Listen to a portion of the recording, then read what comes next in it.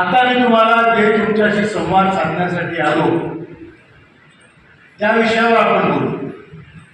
पहिली गोष्ट, आंबेडकर साहेबांनी तुम्हाला सांगितलं 1 जुलैला आपल्या सेंट्रल वर्किंग कमिटीची मीटिंग होती. म्हणजे पूर्ण भारतातल्या संपूर्ण राज्यातल्या प्रातिनिधिक स्वरूपात जे आपल्या केंद्रीय कार्यकारिणीचे सदस्य आहेत त्यांना हावडा कलकत्ता येथे बोलावलं होतं. त्यांनी आपापल्या राज्यातल्या लोकांच्या भावना तिथे केंद्रीय समितीसमोर सादर केल्या, त्यांचे विचार मांडले आणि त्यानंतर आपण एक आंदोलनाचा कार्यक्रम तयार केला. तो कार्यक्रम कसा आहे?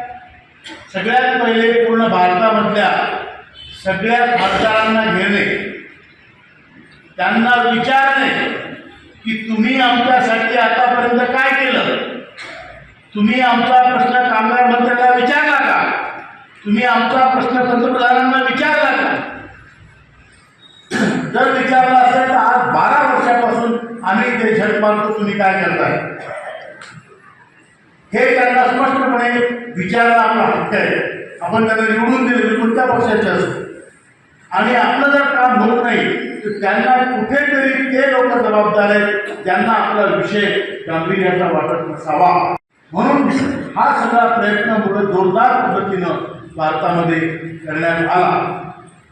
आपण म्हटलं होतं संसद सुरू होण्याच्या अगोदर, पार्लमेंट सुरू होण्याच्या अगोदर 19 तारखेपर्यंत आपण हा कार्यक्रम करायचा. पण आता आपण असा निर्णय घेतला आहे आंबेडकर साहेब की आपण 2 ऑगस्टपर्यंत हा कार्यक्रम चालू ठेवायचा. म्हणजे शनिवार रविवारी जेव्हा खासदार घरी येतील त्यांना तुम्ही भेटले नसाल त्यांना भेटा. ते आपलं काहीच बिघडवू शकत नाही, आपण त्यांचं भरपूर बिघडवू शकतो, लक्षात घ्या. बरोबर आहे का? आणि ही हिंमत ठेवा. संघटन आहे आपलं, आपण व्यक्तिगत एकटे कोणाला विचारत नाही.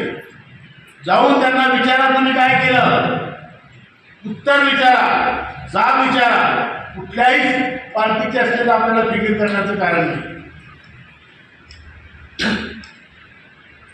त्यानंतर दुसरा निर्णय असा झाला की जेव्हाही सीबीटीची मीटिंग होईल त्या मीटिंगला पूर्ण घेराव करण्यात येईल. सीबीटीच्या लोकांना एक तर आत जाऊ द्यायचं नाही तर बाहेर येऊ द्यायचं नाही.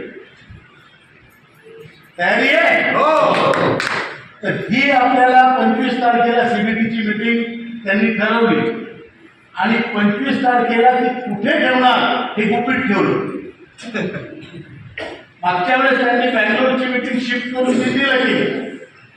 पण आपण आता साधे लोक आलेलो नाही, आपलं संघटन देशभरात आहे. आणि त्यामुळं त्यांनी पाताळात जरी मीटिंग ठेवली तर आपण पाताळात जाऊन तिथे त्यांची मीटिंग आढळणार. तिथे आपल्या जीवन मरणाचा प्रश्न आहे. आणि जर तुम्हाला 12 वर्ष झाले, 12 वर्षापासून आंदोलन चालू आहे, अरे एवढं काम केलं तर शंकर भगवान प्रसन्न होतात आणि हे सरकार प्रसन्न झालं नाही. आणि म्हणून आपली तपश्चर्या वाया जाणार नाही याची आपल्याला काळजी घ्यायची. आज बुलढाण्याच्या आंदोलनाला उपोषणाला 7.5 वर्षापेक्षा जास्त झाले. 7.5 वर्षात शनी सोडतो, बरोबर आहे का? शनी सुद्धा 7.5 वर्षात सोडून देतो तुम्हाला. आणि हे जे शनी बसलेले आहेत यांनी अजून आपल्याला सोडलं का? म्हणून आपल्याला विरोध करायचा. आपण केवळ विरोधासाठी विरोध करत नाहीये. आपलं आंदोलन राजकारणी आंदोलन नाहीये. आपण कोणी कॉक्रोची नाहीये. आपण स्वाभिमानी भारतीय आणि आपला हक्क मागतोय, बरोबर आहे का? आपण काही फुकट मागत नाही, आपण कोणाचे राजीनामे मागत नाही. आपण आपला हक्क मागतो आणि तो हक्क आपण घेणार. म्हणजे त्यासाठी आपल्याला तयारी करावी लागेल. त्यानंतर सीबीटीच्या घेराव झाल्यानंतर आता सीबीटी मीटिंग त्यांनी इनडेफिनेट पोस्टपोन केली. 25 तारखेची मीटिंग.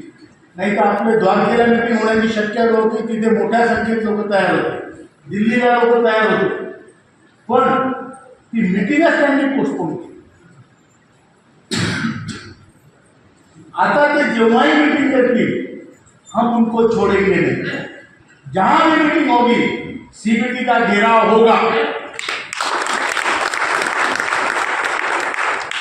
त्याच्या अगोदर सगळ्या सीबीटी मेंबरला पण आपण भेटणार आणि त्यांना विचारणार की तुम्ही जर कामगाराचे प्रतिनिधी म्हणून सीबीटी मध्ये गेले तर आमच्यासाठी काय केलं। आता काल परवा एक मेंबर म्हणत होते सीबीटीचे, राऊत साहेब आम्हाला शिवाय देतात, मग का पूजा घालू का त्यांची, नारळ फोडायचं का, फोडायचं तर कुठं फोडायचं आम्हाला माहिती आहे, बरोबर आहे का। कारण सीबीटी मेंबर हे 10 सीबीटी मेंबर हे कामगारांचे प्रतिनिधी आहेत। तुम्ही जर कामगारांचे प्रतिनिधी आहे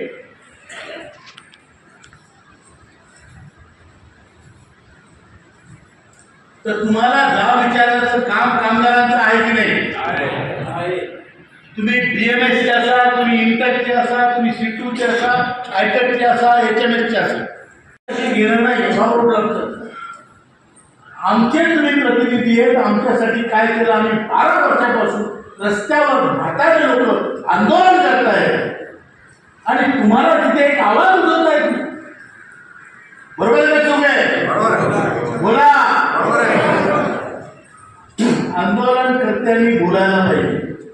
मला माहिती आहे सगळे शेर बुद्धे, दातही नाही नकही नाही, पण आवाज तर आहे ना, हो गर्जना करता आली पाहिजे की नाही आपल्याला।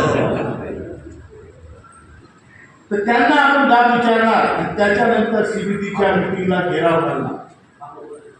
त्याच्यानंतर 5 ऑगस्टला दिल्लीला जंतर मंतरवर मोठा आंदोलन आपण उभं करतोय।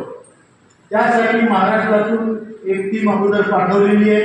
आदरणीय पोखरकर साहेब, आदरणीय इंद्रसिंग राजपूत साहेब, आदरणीय कटारिया मामा हे लोक तिथे गेलेले आहेत। उत्तराखंडचे गंगवार साहेब तिथे आलेले आहेत, दिल्लीचे लोक आहेत, हे सगळे मिळून त्याची अरेंजमेंट करायला आज गेलेले आहेत। काल वीरेंद्र सिंग साहेबांनाही आंदोलनाची तयारी जे बॅकग्राऊंडला करावी लागते त्या सगळ्या करण्यासाठी मी ठेवलेलं आहे, त्यामुळे इथे त्या येऊ शकले नाही, त्यांच्या वतीनं मी आपली क्षमा मागतो। त्यानंतर 5 तारखेला जे आंदोलन होणार आहे त्या आंदोलनासाठी ज्यांचा शक्य आहे त्यांनी यावं। मुख्यतः हे आंदोलन आपण उत्तर भारतातल्या लोकांना बोलावून करणार आहे, कारण दरवेळेस तुम्हाला त्रास देण्यासाठी मलाही वाईट वाटतं। इतक्या लांबून तुम्ही येणार, तुम्हाला त्रास होईल, पण ज्यांना त्रास होणार नाही, ज्यांना इंटरेस्ट आहे अशी लोक जरूर या। पण ज्यांना असं वाटतं की आपण आता जाऊ शकत नाही, आर्थिक समस्या, शारीरिक समस्या, त्यांनी नाही आणलं तरी आले तरी चालेल, कारण त्याच्यानंतर हे आंदोलन आहे। जर 5 ऑगस्टचं आंदोलन तिथे मोठं होईलच, त्याच्यानंतर आपल्याला एक आंदोलन असं करावं लागणार आहे पूर्ण भारतभर, जिथे EPFOच्या ऑफिसला टाळे लावण्यात येतील। ऑफिस आपण बंद करून टाकू। आपल्या पैशावर हे नोकऱ्या करतात आणि आपल्याच पैसा दाबून आपल्याला देत नाही। हालच आज एवढ्या मोठ्या समाजाची ही झालेली, त्याचा निषेध म्हणून आपण संपूर्ण भारतातल्या EPFOच्या ऑफिसला टाळे ठोकणार आहे। तयारी आहे? तयारी आहे का? ती तयारी ठेवावी लागेल। आणि तिथे मी तुम्हाला आता ताईंनी विनंती केली की परत करतो, स्त्रियांना सोबत घेऊन चला, नाही तो पुढे चालले तीर्थयात्रेला जीपमध्ये 6 हप्ते बसलेले असतात, बायका घरी घरी गेले म्हणून काय केलं स्वयंपाक, असं नाही की खांद्याला खांदा लावून आली पाहिजे आपली बायको, बरोबर, माझी बायको बोली, बरोबर आहे का, लय हळू ना हो, बायकाला घाबरते का, घाबरते का, बायकांना घेऊन या सोबत, टाळेबंदी करायची। आता बायकांना तुम्हाला महत्व सांगतो, घरी आपल्या नाकीनं करतात त्या, तर PPFOला किती नाकीनं करतात, बरोबर आहे का, म्हणून त्यांना सोबत घ्या। त्या आंदोलनानंतर जर सरकारने ऐकलं नाही तर आमरण उपोषण होती, जिल्ह्यात होती.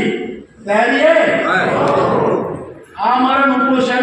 त्या ह्या तारखा आपल्याला नंतर डिक्लेअर करता येतील. त्यावेळेस आमरण उपोषण ही जिल्ह्यात होईल, प्रत्येक जिल्ह्यात भारताच्या. ऐसे मी छोडेंगे. आणि जर तरी सुद्धा आपलं ऐकलं नाही तर मी आत्मदहन करणार आहे. माझी कोणाला शक्ती नाही, पण लोकांनी, बऱ्याच लोकांनी नाव नोंदवलेले आणि ते शिंदे साहेबांनी सांगितल्याप्रमाणे प्रत्येक जिल्ह्यात जिल्हा कचेरीवर होईल. मी कोणाला आत्मदहनासाठी प्रवृत्त करत नाही. मी माझा निर्णय सांगितलेला आहे, त्यात बऱ्याच लोकांची मागणी, म्हणून मी तुम्हाला तसं बोललो. मी कोणी कुणाला करू नये, बरोबर. पण ह्या आपलं जर हक्क आहे तो जर आपल्याला जिवंतपणे मिळत नसेल तर मग आडवं होऊन मेल्यापेक्षा उभ्यानं करू ना, बरोबर आहे का. तिकडून नळ्या तिकडून नळ्याच्या गोळ्या पुरतात, बरोबर आहे का. हे आपल्याला करायचं. या आपल्या आंदोलनाची दिशा आहे. आपल्याला जिंकण्याशिवाय पर्याय नाही. हरणे आपल्या डिक्शनरीत नाही. आणि म्हणून या आंदोलनाची जी आता मी तुम्हाला सांगितलं की सेंट्रल वर्किंग कमिटीमध्ये झालेले निर्णय एकट्या माणसाचे निर्णय नसतात. भारतातून आलेल्या सगळ्या लोकांनी जे भावना तिथे व्यक्त केल्या त्याच्यावरून हे निर्णय ठरतात.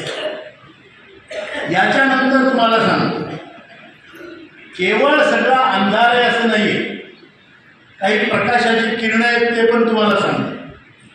आम्ही वाराणसीला, कलकत्त्यावरून वाराणसीला जाताना वाराणसीला एक छोटी खानी मीटिंग होती. तिथे आपण खूप मोठा कार्यक्रम करणार आहे. वाराणसी आदरणीय पंतप्रधानांची मतदारसंघ आहे. तिथे खूप मोठा मेळावा आपण घेणार आहे. ज्यांना काशी विश्वनाथाचं दर्शन घ्यायचं त्यांनी यावं, बरोबर आहे. आणि त्याची तारीख ठरेल. त्या मेळाव्यामध्ये तिथे आपण गेल्याबरोबर मला मंत्री महोदयांचा, कामगार मंत्र्यांचा स्वतः फोन आला. तो फोन लाऊडस्पीकर असल्यामुळे या ताई साहेब आमच्या समोर होते, त्यांनी ऐकलं. मंत्री म्हणाले, मी तुम्हाला लवकरच मीटिंगला बोलवून प्रश्न सोडवणार आहे. हे मंत्र्यांचे शब्द आहे. आता त्यांच्या लवकरची डेफिनेशन बदलू नये. लवकर म्हणजे किती लवकर, बरोबर आहे. कारण काय, वर्षामध्ये एक दिवस, 6 महिने हे लवकर होऊ शकतो. एक वर्षही लवकर आहे शतकाचा विचार केला, बरोबर आहे ना. पण लवकर त्यांनी बोलावतो असं स्वतः म्हणून फोन करून त्यांनी सांगितलं. त्यामुळं आपल्याला आशा आहे. त्यानंतर PM ऑफिसमधून त्यांचं जीटी ग्राम नावाची एक पोर्टल आहे, त्याच्यातून एक मेसेज आला की तुमच्या सगळ्या मागण्या अंडर कन्सिडरेशन आहे. हे प्रकाशाची किरण आहे. आता हे नुसतं किरणाच्या दिशेने जाऊन मग सूर्य दिसेल, बरोबर आहे. त्यामुळे निराश व्हायचं नाही, पण आपला आंदोलनाचा अट्टहास सोडायचा नाही, बरोबर आहे का. कारण 12 वर्षाची तपश्चर्या आहे तुमची. 15 जुलै 26 जुलै 2015 पहिला मोर्चा निघाला. आज जवळपास 12 वर्ष होतील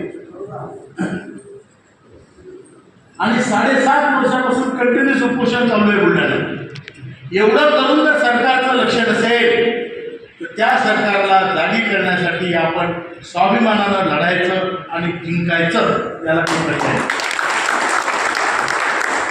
कोणीतरी मला म्हणाला की दिल्लीत त्यांनी आंदोलन केलं, कॉक्रोच लोकांनी की आणखी, आणि जंतर मंतरवर त्यांनी असं केलं, पंतप्रधानाच्या घराला घेराव घातला. बाबा, ते राजकीय लोक आहेत, त्यांचा राजकारणाशी संबंध आहे. आपला राजकारणाशी काही संबंध नाही. आपल्या स्टेजवर बीजेपीचे खासदार पण येतात, काँग्रेसचे पण येतात, कम्युनिस्ट पण येतात. बरोबर आहे का? आपलं सामाजिक कार्यक्रम. आपल्याला नेता मोठं होऊन त्याचं नाव चमकवायचं असं नाहीये. आपल्याला आपलं काम करून घ्यायचं आहे. बरोबर आहे? आणि म्हणून आपला जो उद्देश आहे तो स्पष्ट आहे. आणि तुम्हाला एक सांगतो, देशात एवढ्या संघटना आहेत, मोठ्या मोठ्या संघटना आहेत, पण पंतप्रधानांनी जर कोणाला बोलावलं असेल तर ते नॅशनल एज्युकेशन कमिटी. एक वेळ बोलावलं असतं तर तो तुक्का असता, 2 वेळ. अर्थमंत्र्यांची 4 वेळ चर्चा झाली. कोणाची? नॅशनल एज्युकेशन कमिटीची. अर्थमंत्री कोणाला बोलवतात? कामगार मंत्री. National education committee. तुमची किंमत ओळखा. तुम्ही सरकार दरबारी तुमची किंमत आहे. आणि ही किंमत कशामुळे? तुमच्या एकतेमुळे, आपल्या एकतेमुळे, आपल्या युनिटीमुळे. आणि म्हणून आपण जिंकणार यात मला अजिबात शंका नाही. तरी पण ते लवकरची डेफिनेशन लवकर करायची असेल तर आपल्याला आंदोलनाचा मार्ग ठेवावा लागेल. बरोबर आहे का साहेब? कांबळे साहेब बरोबर आहे? आणि आपला आंदोलनाचा मार्ग आपण पत्करू. तुम्हाला आणखी एक सांगतो. कोण आता पैशांच्या बद्दल नागरिक साहेब बोलले. मला कोणीतरी विचारलं तुमची संघटना चालते कशी? लोकांजवळ पैसा नाही, लोक म्हातारे आहेत, वय नाही, आरोग्य नाही. आम्ही सांगितलं, म्हणलं आमची संघटना ही साईबाबाच्या गजानन बाबाच्या मंदिरात जाते. ज्याला वाटलं त्याला पेटीत टाका. बरोबर? टाकायचे किती? 10 रुपये महिना, 120 रुपये वर्ष. समजा 10 रुपये टाकायची इच्छा नाही झाली तर असं समजायचं पण राऊत साहेब बस स्टँडवर भेटले त्याला कटच्या बाजूला. बरोबर आहे? महिन्यात भेटले समजायला. ही संघटना मंदिरासारखी आहे. पण मी तुम्हाला सांगतो, देणं का आवश्यक. भंडाऱ्यात तुम्ही न देता जेवले की तुम्हालाच लाज वाटते. बरोबर आहे? भंडाऱ्यात काय? उडदाची डाळ, ज्वारीची भाकर. तर ते जर आपण देऊ शकलो नाही, ते जाऊन बसलो तर आपल्याला वाटतं कोण कोण की आपल्याला. बरोबर आहे का? बरोबर आहे का? आवाज काढा, आवाज. आंदोलन करणाऱ्यांनी आवाज काढला. म्हणून 120 रुपये सालाला द्यायचे असले तर द्या, नाही दिलं तर कोणी काही म्हणत नाही तुम्हाला. पण हा यज्ञ आहे, मोठा यज्ञ आहे. याच्यात दान दिलंच पाहिजे. मी दिले आणि ते काही सांगायची गरज नाही. ज्याला द्यायचे त्यांनी द्या. पण साईबाबाच्या मंदिरात तुम्ही 120 रुपये काय ते तुम्हाला 1 रुपया टाकायचं तर पेटीत कोणी पाहत नाही, तुम्हाला कोणी म्हणत नाही किती टाकले. पण काय जेवण फुल करून. बरोबर आहे का? ते टाका का नका टाकू, जेवण फुल करून जा. बेनिफिट सगळ्यांना मिळणार. बरोबर? आणि फक्त एवढंच करू नका की त्या पेटीत हात घालून पैसे काढू नका. त्या पेटीत जे पडलेलं असेल ते पडू द्या, फक्त त्या हात घालून पैसे काढू नका. हे साईबाबा पाहिजे बरं. एवढंच बोलतो आणि तुम्हाला सदिच्छा देतो. लवकर आपला विजय होईल अशी मला अपेक्षा आहे. तरीही आंदोलनात सर्वांनी हिरिरीनं भाग घ्या आणि 2 नारे आमचा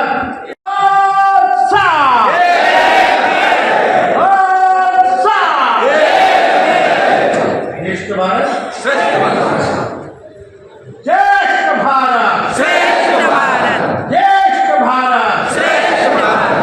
हा दुसरा त्या सिटी बँकच्या पंतप्रधानांच्या ऑफिसमधून मेसेज आला. त्यात त्यांनी तुमच्या सर्व डिमांड्स अंडर कन्सिडरेशन आहे. सर्व म्हणजे मेडिकल फॅसिलिटी सुद्धा. त्यामुळे हात उचलायला घाबरू नका. तुला तो दाखवून